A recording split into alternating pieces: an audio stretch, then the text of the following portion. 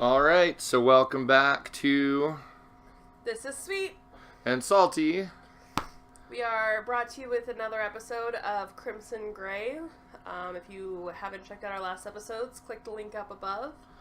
You really should to get caught up on what's happening, because this girl that you see on the screen right there, batshit crazy. And not as innocent as she looks. Yeah, she looks awfully sweet, but she nuts.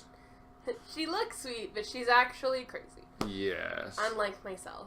Yeah, well, Shut up. that's arguable. Shut up. Alright, so without further ado... Several days later, as they were leaving after school, Lizzie caught up with him, an odd look on her face. John, I'm so happy. Really? I spent so long just watching you, imagining what it would be like to say hello, to hear you say my name, for you to look at me.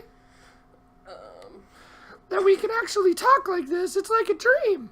A wonderful dream I never want to end. I'm happy I met you too, Lizzie. The past week has been fun. Ah! So, how is the Yondequil working out for you? No unpleasant side effects? It's wonderful. Thank you so much for giving it to me. Well, I hope we can find out some more once the dose runs out. Some drugs you can renew weeks to week, but I don't know about this one. It could be a pain. Oh no! I wouldn't want you to go to any trouble for me. But it's helping, right? I want you to be able to have more if you want it. That's so sweet, but it's not necessary.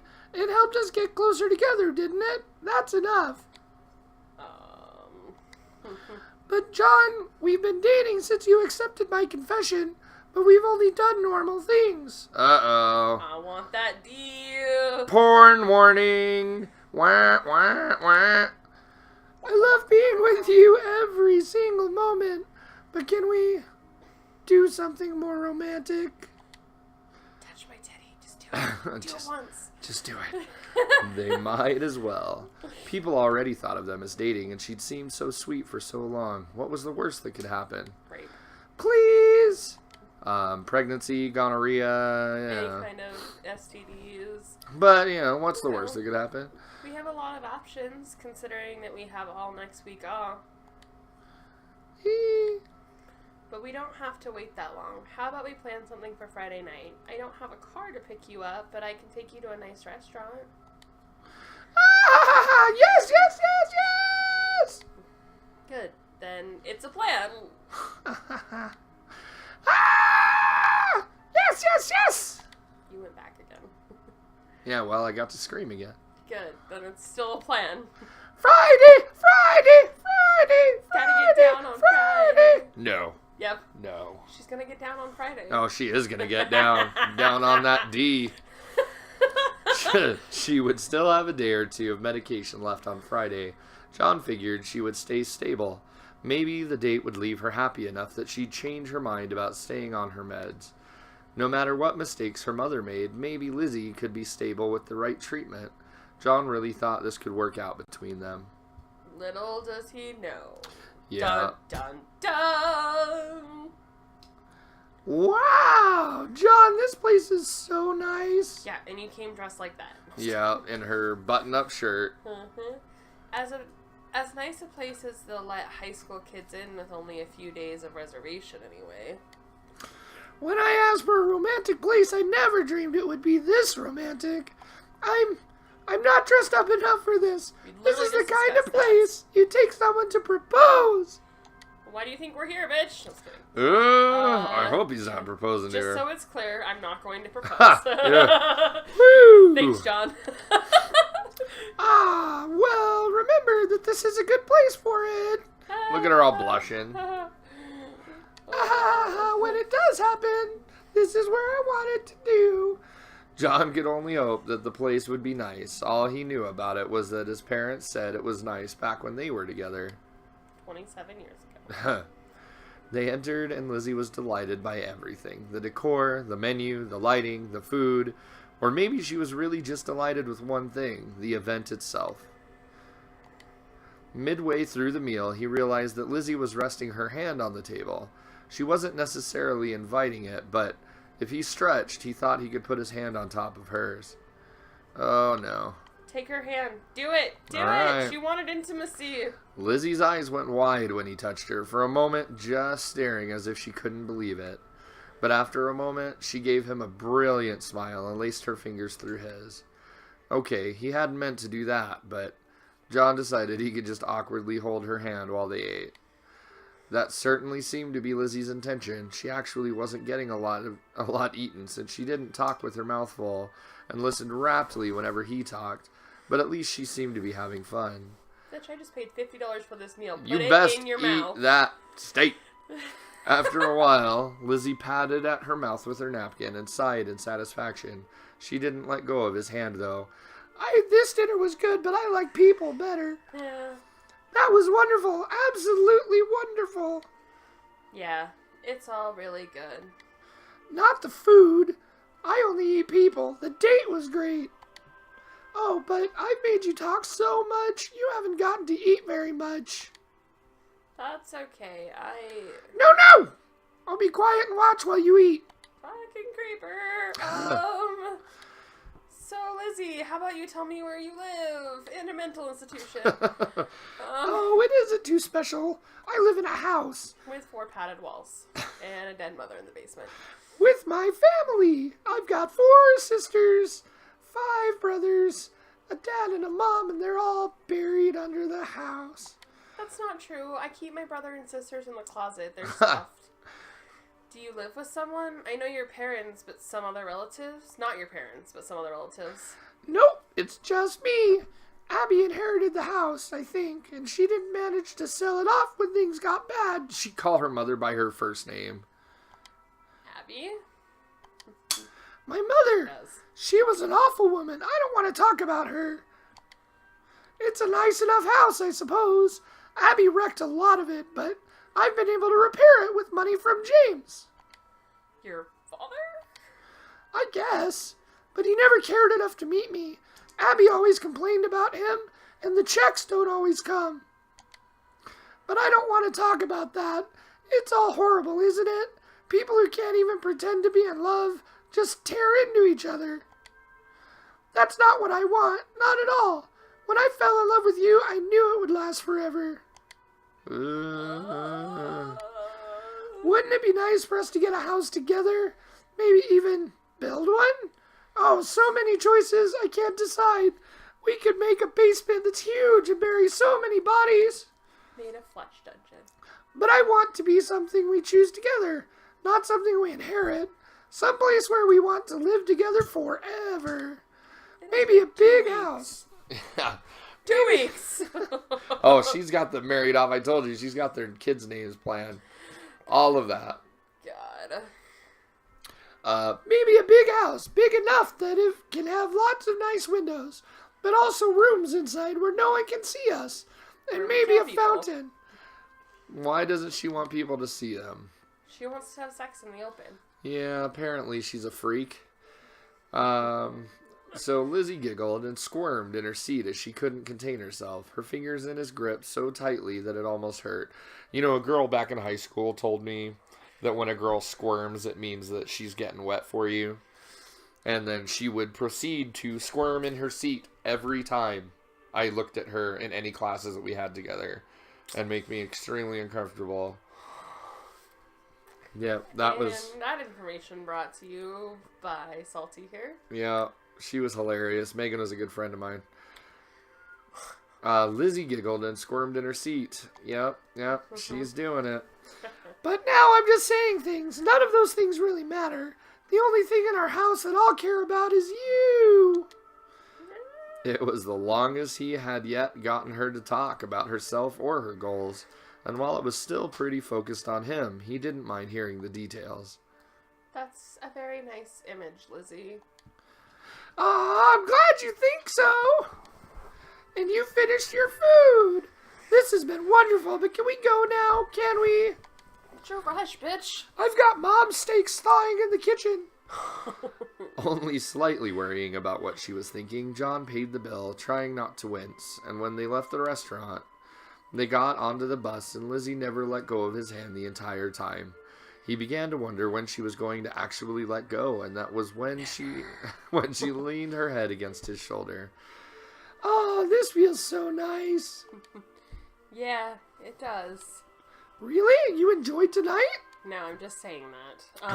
I did. It's not often that I hear you talk about things you want, other than, me. I felt ridiculous to say that, like some kind of boast. And a second later, he realized that it might just be exacerbating her problem, or at least making light of it. But Lizzie just considered his words thoughtfully, then gave a slow nod. I've always wanted to know everything about you, John. I'm glad you want to know about me. John, would you like me less if I stopped taking the medicine? Absolutely. Shit. What was he supposed to say to that? John desperately racked his brain for a good answer, and they're gonna dump it on us to decide. I like you, Lizzie. I like the person you really are. Is the person you are now the person you really are? What do you mean? I mean, when I get depressed, I don't feel like myself. Medicine might change me, but it's just to change me back to myself. But that's not who you naturally are. Does that matter? I mean, we get to choose who we are. Otherwise, we're not really people, just animals.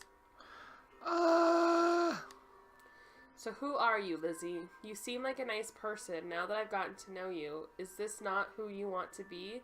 Did you feel better before taking the medicine?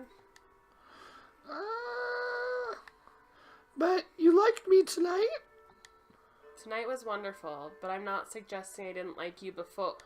Silly John, don't worry about it. I love you no matter what. Now, would you like to see my house? Absolutely not. John froze. That's the right reaction. Not sure how to take the question. Then again, Lizzie had already seen his house. Maybe she just wanted to open up. Nope. No. Rape. Stop. Nope. Bad idea. Yes, terrible. He said he'd like to hear her talk about herself after all. If she was actually offering to let him into her life a little more, it would be stupid of him to turn it down. Sure, Lizzie. I'd love to see it. Oh, man. Oh, I'm sure you will. Absolutely sure. She's gonna have pictures of him all over her room. Oh, like a wallpaper. Pictures of him in the shower, taking a poop. Yep, all of it. He'd planned to take her to her stop just to be gentlemanly, but now John found himself getting off at the same place. Lizzie eagerly set off from the bus stop, looking back to make sure that he was following. In the end, she led him to a small house. It was a cozy little thing, much warmer and more pleasant than he'd expected. Here it is! It's cozy. You don't need to flatter my house, silly. All that matters is that we'll be here. She led him inside and showed him around. Though it was a very strange and erratic tour, he wondered if this was the first time she'd ever showed someone inside her home. The inside of the house was less cozy than the outside. Not because of the house itself, but because of how bare it was. A few rooms looked as though they'd been used, but the rest looked like they were out of a catalog. It mimicked a house, but it didn't look like a place where anyone lived. The only thing that didn't match the catalog image was a heavy metal door off a side hallway. Lizzie didn't make the slightest reference to it, or even seem to notice it existed. The dungeon. Yep. Is it your mother? Oh, that! I forgot I even had that! Lizzie didn't seem to care, but John was curious enough to pick up the frame and look close. He was surprised to find his hand immediately coated in dust. That had to be years of dust. How could Lizzie have lived here for so long and never even disturbed a picture sitting on a table like this? In any case, he could see where Lizzie got her good looks from. But other than that, she and her mother didn't look very much alike. There was something in Lizzie's eyes and posture that was just lacking in her mother. She was on the beach with some man. Neither of them looked like they were enjoying themselves. Maybe he was imagining things, but he could practically see the growing enmity between them. Absurdly, his mood began to decline. It was just a random relationship from people he didn't know. It had nothing to do with him, yet the idea of people producing a child from a relationship they obviously cared so little about sent him into a spiral. John, you shouldn't be sad. Our house wouldn't have anything like this in it. Huh? No, I was just, Don't worry, I want to be around you every second of every day forever. But I know that wouldn't work when we grow up.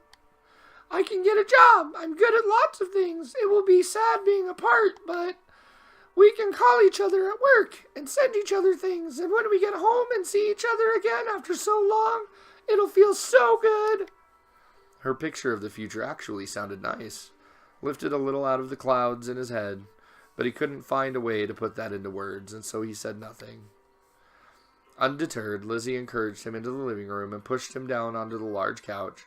It hadn't seen much use, but it was free from dust and gloriously soft. You stay here, okay? Give me a moment to change out of this. and it's something a little more revealing. Porn alert! Porn alert! John swallowed and stayed where he was. He didn't have a lot of experience, but he'd heard his friends talk about their exploits. He thought a lot of it was lies, but was there something to what they said? If Lizzie really came out wearing lingerie or something else crazy, he didn't know what he would do. He honestly didn't. Part of him that had been asleep for a long time liked that idea, fantasized about what might happen. Another part of him was incredibly nervous to even consider the idea of being closer to her. He couldn't keep sitting here. His nerves would destroy him. Instead, John got up and began to look around the house more carefully. The dustiest part of the house seemed to have remnants of Lizzie's mother. At least he didn't think Lizzie would be into cheap little glass figurines. Yeah, music change. Shit. Opening one of the rooms, he discovered that it was an unused bedroom. He was about to go when he spotted another picture frame sitting beside the bed. This one featured Lizzie as a child, sitting on her mother's lap. It struck him so strongly that he immediately went to look at it more carefully, not caring that his hand had gotten even dustier. Lizzie's mother was glowing and obviously proud of her daughter, while Lizzie ignored her entirely. No, not just ignored her. There was a flat emptiness to her, as if they weren't even related. It didn't seem to stop her mother in the picture, but the distance between them was agonizing. Why would anyone keep a picture like that, much less frame it? John stared at it a while longer, then set it down and left the room. The look Lizzie had been giving her mother, those eyes shouldn't have belonged to a human child. John didn't want to think about it a second longer, so he rushed out of the room as fast as he could. Desperate for something to take his mind off that unpleasant thought, John looked around for anything else. The door next to the bedroom was jammed, but he wrenched it open and stared. The room was filled with pictures of him, his yearbook photos, but also of pictures of him in class, pictures she must have taken herself. Oh, fuck, there were pictures of him sleeping in his own bed. For a moment, he just stood there, trembling. Then John snapped back to his senses. He immediately stepped back and closed the door, trying not to make a sound. He told himself he shouldn't be so surprised. He knew she was obsessed, but it still shook him. He was inside the stalker's house. John! Yeah, I just wandered off. I'm coming back! Good, there's something I want to show you! Oh, God. John!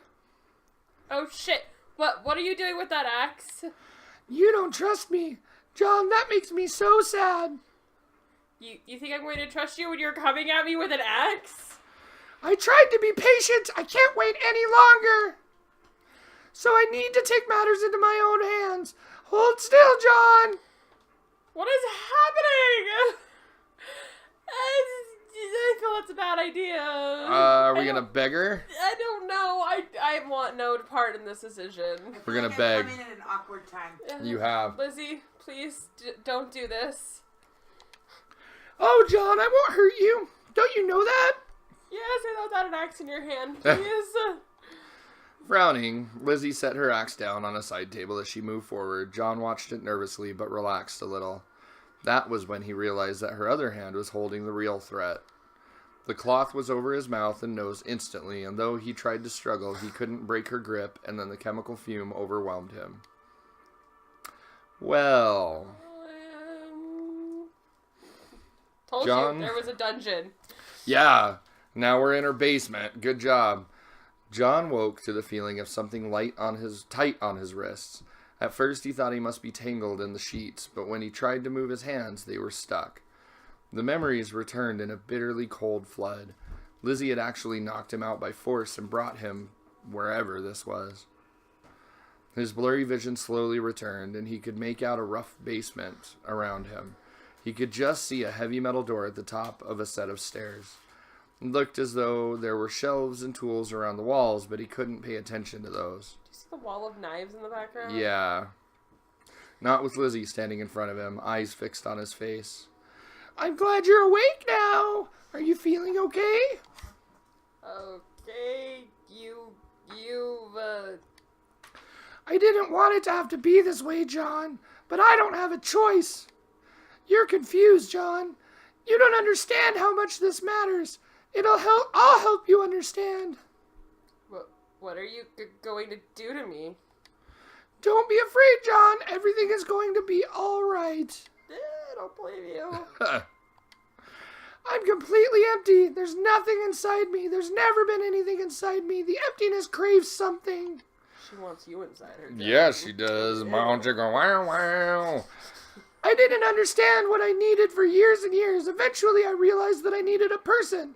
A specific person. But I didn't know who. Occasionally, there would be a flicker of feeling. I'd watch someone for a while, but they were never what I needed. Nothing actually mattered. Until I met you. But what? Let me finish! Okay. For so long, I could barely even bear to look at you. The feelings were too intense. And then I couldn't bring myself to talk to you. I was afraid it would all just disappear. But the feelings didn't go away. They got stronger. You were made for me, John. You need to understand that. But you don't understand because you're confused.